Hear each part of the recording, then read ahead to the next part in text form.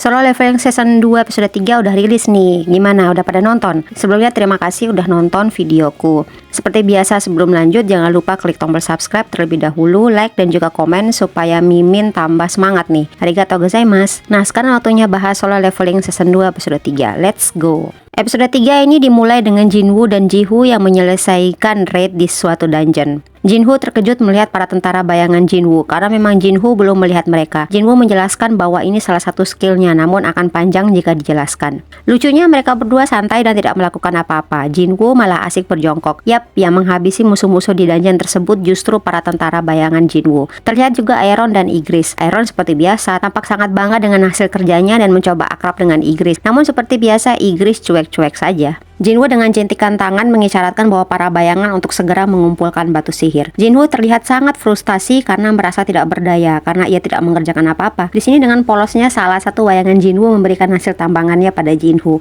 Sementara Aeron kepo nih dengan apa yang terjadi dengan Jinwoo. Beralih ke tempat lain, terlihat salah satu hunter yang menggunakan bahasa Inggris ada di salah satu dungeon. Sepertinya di luar negeri, bertemu dengan laki-laki parubaya berambut gondrong. Hunter tersebut ketakutan karena sepertinya laki-laki tersebut kuat karena bisa membuat teman-temannya terkapar. Namun pria tersebut menjelaskan bahwa teman-temannya hanya pingsan. Hunter tersebut masih ketakutan. Laki-laki di depannya pun tidak mengerti bahasa Inggris namun berusaha sebisa mungkin untuk berbicara bahasa Inggris. I am human, I want to go home, yang artinya aku manusia dan aku ingin pulang. Kali ini Jinwoo dan Jinhu terlihat sedang makan-makan setelah menyelesaikan raid yang ke-19 bersama-sama. Jinwoo bertanya pada Jinhu apa rencananya setelah ini. Jinhu mengatakan bahwa ia akan ikut ujian tertulis di serikat untuk dapat lisensi Guild Master yang akan ia gunakan untuk bernegosiasi dengan ayahnya. Jinhu sendiri bertanya bagaimana dengan Jinwoo. Jinwoo sempat berpikir sejenak sebelum menjawab bahwa ia tidak bisa dihubungi sementara waktu karena ia lagi ingin pergi ke suatu tempat. Jinhu terlihat tiba-tiba bete, mengira bahwa Jinwoo pergi tanpa mengajaknya karena menganggap Jinwoo adalah beban. Jinwoo mengatakan bahwa ia mempunyai kakak laki-laki yang selisih umur mereka 10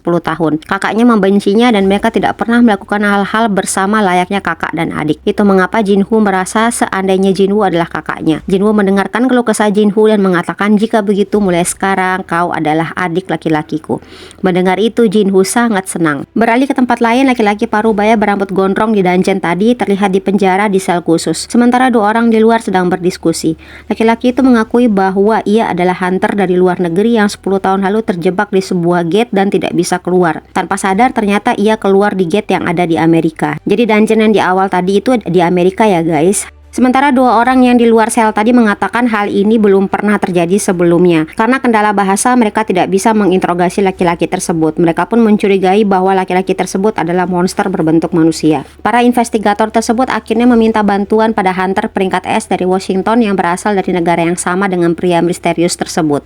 Yap benar, Hwang Dong-soo. Hwang Dong-soo sendiri sepertinya lagi OTW nih balik dari Korea ke Amerika. Salah satu investigator tersebut bertanya apakah sudah tahu namanya. Ia memberitahu pada temannya bahwa nama pria tersebut adalah Sung Il-hwan. Yap, di sini pertama kalinya kita melihat Sung Il-hwan, ayah kandung dari Sung Jinwoo. Seperti yang kita tahu pada season 1, Jinwoo pernah mention nih bahwa ayahnya juga seorang hunter yang tiba-tiba menghilang setelah masuk ke dalam sebuah dungeon. Nah, mengapa ayah Jinwoo bisa sampai menghilang setelah masuk ke dungeon? Aku nggak mau spoiler nih, kita tunggu saja perkembangan ceritanya. Balik lagi ke tempat Jinwoo. Jinwoo berpamitan pada Jin Ah bahwa ia akan pergi selama seminggu. Jin Ah menggoda kakaknya dengan bilang pacarnya siapa. Jinwoo mengatakan ia hanya pergi bersama teman. Terlihat Jinwoo sudah berdiri di depan gerbang, tempat tugas selanjutnya yang harus ia selesaikan. Jinwoo pun membuka gerbangnya dan masuk ke dalamnya. Sistem pun terbuka dan memberitahu questnya bahwa tempat ini adalah istana yang dipenuhi iblis. Yang Jinwoo lakukan harus mengumpulkan jiwa para iblis dan targetnya adalah 10.000 iblis. Jinwoo masuk ke dalam tempat dengan bangunan yang terbakar di mana-mana. Jinwoo harus menyelesaikan quest ini tentu saja ada maksudnya. Selain agar bisa menaikkan levelnya, hadiah dari quest ini adalah Elixir of Life. Elixir of Life atau air suci kehidupan adalah ramuan ajaib yang dapat menyembuhkan penyakit apapun setelah mengkonsumsinya. Jinwoo harus mendapatkan Elixir of Life agar bisa menyembuhkan ibunya yang masih mengalami eternal slumber atau tidur abadi yang membuat ibunya koma untuk waktu yang lama. Jadi berapapun jumlah musuhnya akan Jinwoo selesaikan. Di tempat lain terlihat Jinwoo bertemu dengan ayahnya, Young Myung-han. Sepertinya Jinwoo sudah mendapatkan lisensi sebagai Guild Master. Ayahnya bertanya benarkah Jinwoo ingin mengambil alih guild yang ayahnya kelola. Jinwoo dengan mantap menjawab itu adalah adalah keinginannya. Ayahnya berkata dengan rencana kakaknya Jinsung, apakah Jinwoo tetap pada pendiriannya. Jinsung yang merupakan kakak Jinwoo merencanakan untuk menggunakan orang luar sebagai guild master yang menurut Jinwoo sangat beresiko dengan perusahaan keluarganya. Ayahnya kemudian menyinggung Jinwoo dan mengetahui bahwa Jinwoo terlibat dengan Jinwoo di setiap raid yang ia ikuti. Ayahnya juga menyinggung soal Red Gate, di mana Jinwoo juga selamat dari insiden tersebut. Jinwoo sepertinya tidak mengetahui hal ini,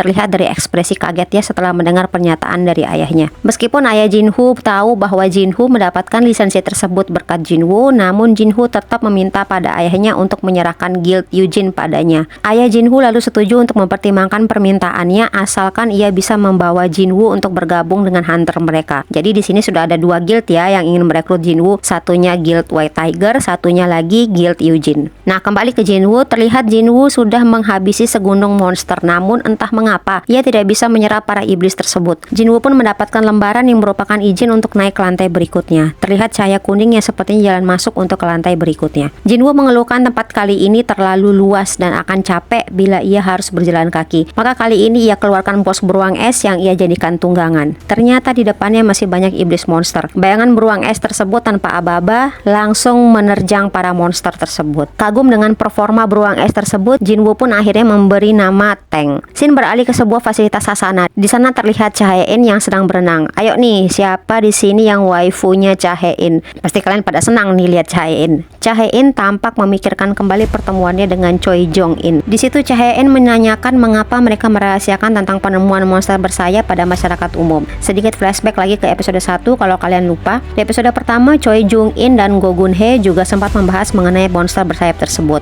Atas pertanyaan Hae-in, Jong-in menjawab bahwa ini adalah perintah serikat agar tidak terjadi kepanikan pada masyarakat dan mengatakan untuk sekarang mereka harus mengumpulkan kekuatan saja. Balik lagi ke Jinwoo, Jinwoo tetap menghabisi para monster. Rupanya dungeon ini berlantai-lantai. Semakin tinggi lantainya, maka akan semakin kuat juga penghuninya. Jinwoo menyadari bahwa ini adalah pertarungan melawan waktu. Tidak terasa jumlah iblis yang sudah ia kumpulkan sebanyak 10.000. Jinwoo akhirnya bertemu dengan para pasukan merah beserta bosnya yang gemuk dan besar. Jinwoo pun mengeluarkan tentaranya. Musuh bos yang ia hadapi adalah Vulkan atau ketamakan dan merupakan bos lantai 50. Sementara itu terlihat Park Hae-jin kembali dari rumah Jinwoo. Hae-jin datang bersama dengan manajer An. Hae-jin memberitahu bahwa Jinwoo tidak ada di rumah. Manajer An sepertinya juga tidak heran mengenai Jinwoo yang tiba-tiba menghilang. Sementara dalam dungeon, Jinwoo memberitahu para pasukannya untuk menghabisi pasukan lawan sementara ia yang akan melawan bosnya. Sepertinya tidak ada kesulitan bagi pasukan Jinwoo. Jinwoo memperhatikan Vulkan sambil berpikir akan menghajarnya terlebih dahulu. Namun tiba-tiba saja Vulkan menghilang dan sudah menerjang Jinwoo dengan pentungannya. Jinwoo yang kaget sekaligus marah langsung meninju Vulkan dengan keras yang membuat Vulkan terlempar bermeter-meter ke depan.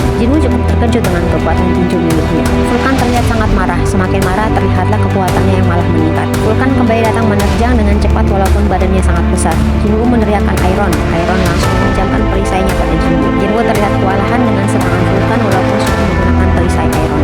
Jinwoo memikirkan cara untuk mencari celah pada Vulkan. Jinwoo mencoba untuk menyerang sisi leher Vulkan, namun gerakannya dapat terbaca oleh Vulkan.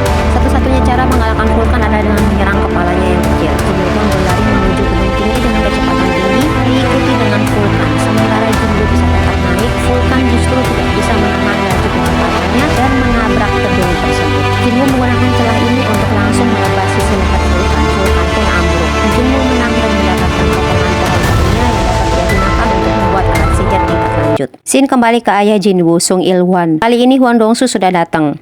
Hwang Dong-su lalu membaca data-data Sung Il-hwan. Il-hwan bertanya pada Dong-su berapa banyak yang manusia ketahui soal gate dan juga monster. Dong-su yang sejak awal memang tidak mau menjawab pertanyaan mengabaikan Il-hwan. Il-hwan menjelaskan bahwa dungeon, gate, dan monster hanyalah sebuah permulaan. Kekuatan yang akan membawa bencana sudah bangkit. Dong-su tidak mengerti ucapan Il-hwan. Il-hwan hanya mengatakan bahwa bencana besar akan terjadi dan tujuan Il-hwan adalah mencegah bencana itu terjadi. Dong-su malah makin terlihat tidak peduli dengan Il-hwan. Dong-su kemudian mengatakan bahwa hunter sekarang ada dalam jumlah banyak. Il-hwan mengatakan jumlah yang banyak tidak akan berarti di depan kekuatan tersebut. Dong-su masih terus mengatakan bahwa Il-hwan adalah monster. Dong-su mengatakan untuk sejenis monster ia pandai bicara dan punya istri dan anak. Dong-su tampak puas setelah melihat data Il-hwan. Sepertinya ia sudah sadar dengan siapa itu Il-hwan. Dongsu bertanya, apakah kau ingat nama anak laki-lakimu? Ilhwan mengatakan bahwa namanya adalah Jinwoo. Ilhwan menatap Dongsu tidak suka. Terjadi perdebatan antara mereka berdua. Dongsu pun bilang bahwa ia punya berita menarik, bahwa putranya sudah tewas. Jika ia punya kata terakhir, sampaikan saja pada saat ia bertemu dengan putranya di akhirat. Keduanya tampak sudah mengeluarkan aura untuk saling membunuh. Balik lagi ke dungeon, Jinwoo dan pasukannya kali ini bertemu dengan bos di sana, Metus, pembimbing para roh. Tidak susah untuk mengalahkan musuh di lantai tersebut, bahkan bosnya pun sampai ketakutan dengan Jinwoo. Lalu di suatu kota tampak pemadam kebakaran sedang memadamkan api. Rupanya ada perkelahian antara hunter peringkat S dan menghancurkan daerah di sekitarnya. Terlihat Hwang Dongsu yang sudah terkapar. Yap, sepertinya tadi terjadi perkelahian antara Sung Il-hwan dan juga Hwang Dongsu. Dan Dongsu kalah telak.